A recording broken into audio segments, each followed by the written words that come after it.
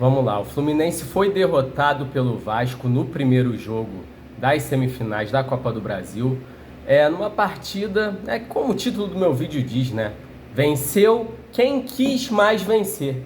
Né? Eu sou um cara que eu não gosto de analisar futebol sob uma ótica de perdeu porque faltou vontade, né? Eu acho que é muito comum torcedor o tempo todo, né? Quando o time perde é porque não teve vontade suficiente.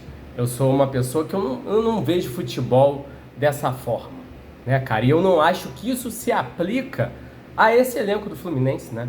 Eu acho que o elenco do Fluminense é um grupo muito aplicado, muito comprometido, né? E até o estilo de jogo do time mostra isso, né, cara? A gente ganha nossos jogos na base do físico, da correria, né, cara? Então eu não acho que falte vontade ao nosso elenco. Mas eu acredito, cara, que quando a gente fala em postura dentro de campo, vibração, aquela coisa que você percebe de, porra, o time tá se matando para ganhar esse jogo e tá com uma vibração diferente, eu acho que isso não é uma coisa tão simples, no sentido de que, se você tem vontade, isso vai acontecer naturalmente em todo jogo. Não, eu acho que, cara, quem joga futebol, né, já jogou, e aqui tô falando, né, jogou aí pelada durante a vida, sabe que nem todo dia, né, o seu time tá na mesma vibração, cara. Mesmo você querendo muito ganhar, dependendo do contexto, do que aconteceu no jogo, muitas vezes o time não consegue ter um nível de vibração lá na estratosfera como em outros dias. E eu acho que esse foi o caso do Fluminense ontem, né? Eu acho que ontem o Vasco teve o mérito de conseguir se colocar, né, num lugar ali mental, né, de porra, vamos ter uma vibração aqui que, né, vai ser nossa vida aqui ganhar esse jogo, e vai ficar muito claro isso para todo mundo, né? Eu não acho que no caso do grupo do Fluminense não seja a vida deles ganhar esse jogo, mas eu acho que não ficou claro pro torcedor que era, né? Eu acho que isso tem muito a ver também com questões estratégicas. Eu acho que, como eu disse até no meu vídeo do pré-jogo, acho que o Fluminense tinha ali dois caminhos nessa partida, que era buscar machucar o Vasco na pressão no campo ofensivo.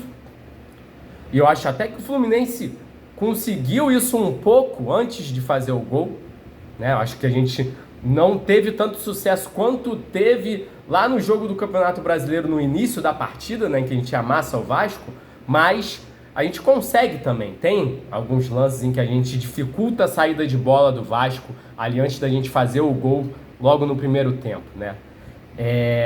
Mas o nosso jogo era o quê? Machucar o Vasco, marcando eles na saída de bola, mas também usar o nosso jogo de transição, de contra-ataque, né? Eu acho que a chave para o Fluminense era alternar essas duas coisas ao longo da partida, né, cara? E eu acho que, assim, antes do nosso gol, o Fluminense até fez isso, né? Em alguns momentos dificulta a saída de bola do Vasco, em outros consegue sair mais em velocidade lá de trás, né? O Vasco até começa melhor na partida logo no início, mas eu acho que a partir ali dos 10 o Fluminense já começa a se impor e aí consegue o seu gol. Mas quando consegue o seu gol, cara, eu não sei se foi uma questão puramente de estratégia ali do Zubeldia, se foi uma postura do time mesmo, por conta de, sei lá, da importância da partida, mas o Fluminense, a realidade é que a partir dos 20 e poucos minutos do primeiro tempo, cara, lá início de partida ainda, o Fluminense resolve sentar no resultado. O Fluminense resolve que agora basta jogar nos contra-ataques, né? Porque é isso, o time do Diniz também é suscetível a uma transição rápida, a gente vai matar eles no contra-ataque. E, cara, sim, é uma arma que era para ser utilizada ao longo do jogo, independentemente do que acontecesse. Mas jamais isso pode ser a única estratégia, a única arma, né?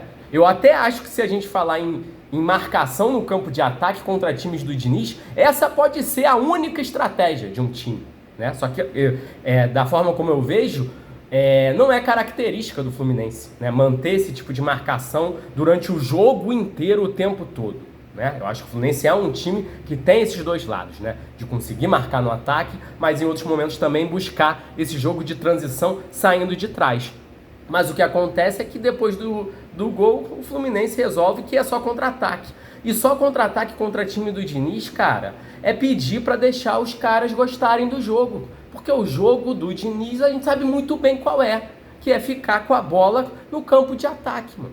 Ganhar confiança. E aos poucos, né, evoluindo e, né, te empurrando para trás, né, tocando bola, ganhando confiança, e foi isso que foi acontecendo a partir da segunda metade do primeiro tempo, né? O Fluminense resolve que vão matar eles no contra-ataque, não consegue fazer isso e começa cada vez mais a chamar o Vasco, a deixar o Vasco gostar da partida, e o Vasco vai gostando mais e mais da partida. Né? A segunda parte do primeiro tempo já não é boa, você já previa a merda, né? Você já percebia que o Vasco estava próximo ali de chegar ao gol de empate. E aí o que acontece no segundo tempo, né? Que era para ter existido esse entendimento do que estava acontecendo, para o time voltar com outra postura para o segundo tempo, isso não acontece. O Fluminense volta para o segundo tempo da mesma forma ali, fria, né? Deixando o Vasco ter controle total ali da posse, muito mais controle da partida, ali, muito mais presença no campo ofensivo, né? E aí a merda acontece, o Vasco empata o jogo e cresce, né? E eu acho que uma outra grande diferença dessa partida, né, que explica o resultado, é que um time fez o gol e se encolheu, e o outro time faz o gol e cresce, né? E eu acho que não é coincidência que o time que fez gol e cresceu venceu essa partida, né? O Vasco faz o gol e continua numa trajetória de confiança, de buscar apertar o Fluminense, ter controle no campo ofensivo. E o Fluminense, porque aquilo não é só uma questão de vontade, né? A nossa estratégia. Quando a gente escolhe esperar demais o Vasco, deixar o Vasco gostar do jogo, depois quando a gente quer retomar esse controle, a coisa é muito mais difícil, né? Porque aí o Vasco está com a confiança em cima, com uma marcação encaixada no nosso campo de defesa, e o nosso time com uma confiança em baixa, né? A maior parte do jogo a gente não consegue ter controle, ter a bola no campo de ataque. Não sei se por uma questão estratégica ou só por uma questão de postura do time, mas chega um momento em que mesmo mudando essa postura, mudando essa estratégia, o time não é capaz de reverter a história que foi construída ao longo do jogo, né? A gente até consegue em alguns momentos, alguns contra-ataques, né? Consegue às vezes ter um pouco mais de presença no campo de ataque, mas muito pouco, né? Eu achei que, de uma maneira geral, o Vasco foi melhor. O Vasco conseguiu impor o seu jogo e o Vasco mereceu a vitória, né? Eu acho que o gol no finalzinho ilustra bem qual era a equipe que buscou mais a vitória, né? Estava até o final querendo, de qualquer forma, ganhar o jogo.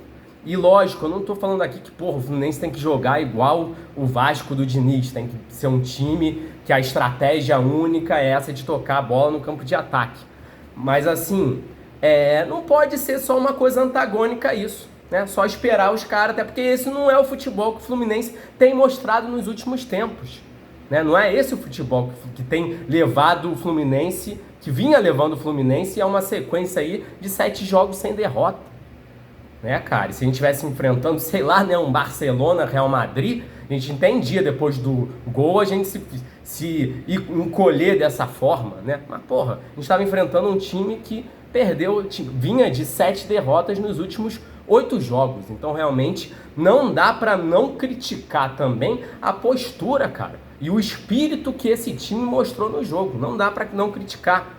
Teve alguns jogadores muito claramente sentiram a partida, mano. Porra, tu vê o Freitas estava desesperado, muito nervoso, totalmente perdido, né, cara, errando cabeçadas ali, pulando sozinho, se complicando totalmente com a bola, sem grande pressão do adversário, né? Sendo que o cara é um dos maiores responsáveis pela nossa saída de bola lá de trás, e era só pedrada, né? O Vasco, uma coisa que fez muito bem foi pressionar muito o Freitas e o René, que são dois jogadores que são muito importantes na saída de trás do Fluminense, né? O Freitas é o zagueiro que mais lança, que mais tenta passes verticais no Fluminense, né? É uma coisa até um pouco esquisita, né? Lembrando que a gente tem o Thiago Silva no time, mas a realidade é essa. E o René é o lateral que é mais utilizado na saída de bola, né? O Samuel é um lateral que aparece mais já no campo ofensivo, né? Muitas vezes. Só que assim, tanto o René como o Freitas são jogadores que têm seus bons jogos, muitas vezes conseguem ser produtivos e ajudar muito nessa saída. Só que são jogadores, cara, se o adversário pressiona os caras com qualidade, não são jogadores com qualidade para, arrumar grandes soluções. O Vasco teve esse mérito, né, de enxergar esse ponto fraco na saída de bola do Fluminense e complicar a saída de bola do Fluminense. Que, né, de novo, foi um time que, a partir do seu gol, não consegue mostrar um espírito de time campeão, né? O time não consegue ter um mínimo de presença no campo ofensivo. E aí, os jogadores que normalmente se destacariam no campo ofensivo não conseguem jogar da mesma forma. O Lúcio Acosta, né? O Lúcio Acosta vinha bem até o nosso gol, estava fazendo o jogo dele, mas a partir do momento que ele não recebe a bola em condições de dar as enfiadas de bola dele, o jogo dele fica prejudicado, né, cara? Eu vejo muita gente falando mal do Everaldo, e eu entendo ficar puto com o Everaldo, que é um centroavante que não faz gol, mas, cara, o centroavante é a posição que mais depende que o time tenha presença no campo de ataque, mano. Vai esperar que o Everaldo, que já não consegue fazer gol em jogos em que o time tá bem, com presença no ataque, agora ele vai dar uma de Ronaldo Fenômeno, pegar a bola lá de trás e resolver pra gente? Não vai, né? Não vai. Eu até achei que o Everaldo lutou muito, né? Um bando de pedrada vindo lá da defesa e ele subindo, brigando, guerreando contra a defesa do Vasco, né? Dando sequência ali nas jogadas. Realmente não achei que a atuação do Everaldo foi essa coisa horrível, como foi tenebrosa a atuação do Freitas, né? Eu acho que, assim, a torcida não gosta do Everaldo com razão, e aí perdeu Everaldo, mas pra mim, eu não acho que dá pra jogar a culpa do resultado, né, colocar o Everaldo nem como um dos principais culpados aí pela partida ruim do Fluminense, né? Acho que ele até sofre mais com a partida ruim do Fluminense do que qualquer outra coisa. Eu acho que o Serna é um jogador que carrega o Fluminense nas costas ao longo do jogo, é o jogador que consegue trazer essa bola da defesa e do ataque, se colocar como uma opção para levar essa bola para o ataque. É basicamente o único jogador que consegue fazer isso com consistência, né? Mas é muito pouco, né? É muito pouco. Eu realmente acho que faltou algo mais, faltou uma vibração, faltou uma vontade de vencer a qualquer custo ao time do Fluminense nesse primeiro jogo, né? Acho que a gente não mostrou um espírito de campeão. Isso não quer dizer que o nosso grupo não tenha esse espírito, né? Eu lembro lá de 2023, o primeiro jogo da final do Carioca contra o Flamengo, que a gente toma 2-0. Que eu fiquei também, putaço, mano. Não é possível, o Fluminense tem que se impor, esse tem que ser o nosso ano, né? Pra gente conquistar a Libertadores e os caralho e tal, numa final contra o Flamengo, a gente tem que conseguir se impor. E o time não conseguiu, tomou 2-0 do Flamengo. E ali parecia que, mano, esse time aí não tem espírito de campeão. Mas a gente viu que no segundo jogo, né? A gente viu o que aconteceu, né? Uma atuação histórica, que mostrou e esfregou na cara de todo mundo que aquele time tinha, sim, espírito de campeão. Então, assim, esse time de 2025 ainda tem uma oportunidade de mostrar que é um time com condições, sim, de levantar essa taça para o Fluminense. Mas vai ter que mostrar um jogo muito diferente domingo. E eu acho que, assim, o lado bom da derrota é que, pelo menos, ela impede que o Fluminense cometa exatamente os mesmos erros que cometeu no jogo de ontem, né? Porque a gente vai ser obrigado a buscar o controle do jogo, buscar ter mais presença ofensiva, né? Não tem como a gente sentar num resultado que não existe, né? A gente vai ter que buscar o resultado. Então, é isso. Vamos torcer, né, para que isso aconteça. Um parêntese aqui, eu não entendo muito bem essa escolha do Zubeldia pelo Nonato no lugar do Hércules. Eu acho que o Hércules traz mais pujança física no meio de campo, traz mais presença, mais capacidade de roubar bolas e ter a bola no meio de campo.